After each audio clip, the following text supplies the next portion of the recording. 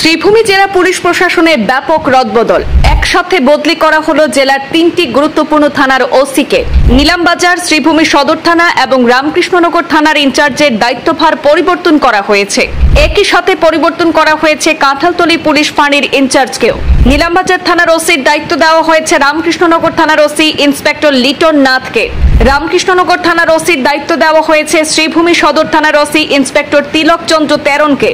শ্রীভূমি সদর থানায় পুনরায় ওসির দায়িত্বভার দেওয়া হয়েছে ইন্সপেক্টর যাদব ডেকাকে। বাজারিছড়া থানার অন্তর্গত কাঁঠালতলী ওয়াচ পোস্টের ইনচার্জ রিন্টু গগৈকে পরিবর্তন করা হয়েছে। রিন্টু গগৈ স্থানে দায়িত্বভার দেওয়া হয়েছে সাব ইন্সপেক্টর কানীন্দ্র নাথকে। নিলামবাজার থানার ওসি নিশিরঞ্জন দে এবং কাঁঠালতলী ওয়াচ পোস্টের ইনচার্জ রিন্টু গগৈকে আপাতত জেলা সদরে অ্যাটাচ করা হয়েছে। একটি সূত্রে জানা গেছে ওসি নিশিরঞ্জন দেকে বহির্জেলায় ট্রান্সফার করা হয়েছে। শ্রীভূমির সিনিয়র পুলিশ সুপার এক নির্দেশিকায় এই বিষয়গুলি জানিয়েছেন। শ্রীভূমিতে একসঙ্গে 4 পুলিশ অফিসারের পদে পরিবর্তন। বদল হয়েছেন 3 থানার ওসি এবং 1 ফাঁড়ির ইনচার্জ। সিনিয়র পুলিশ সুপারের নতুন নির্দেশিকায় জেলা জুড়ে শুরু প্রশাসনিক পুনর্বিন্যাস।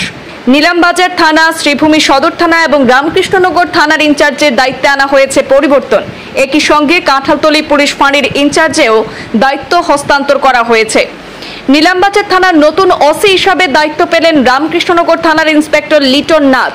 রামকৃষ্ণনগর থানার নতুন ওসি হলেন শ্রীভূমি সদর থানার ইন্সপেক্টর তিলক চন্দ্র তেরন। শ্রীভূমি সদর থানায় পুনরায় ওসির দায়িত্বভার গ্রহণ করেছেন ইন্সপেক্টর যাদব ডেকা। বাজারিছড়া থানার অন্তর্গত কাঁঠালতলী ওয়াচ পোস্টের ইনচার্জ রিন্টু গগৈকে পরিবর্তন করে দায়িত্ব দেওয়া হয়েছে সাব ইন্সপেক্টর কানীন্দ্র নাথকে।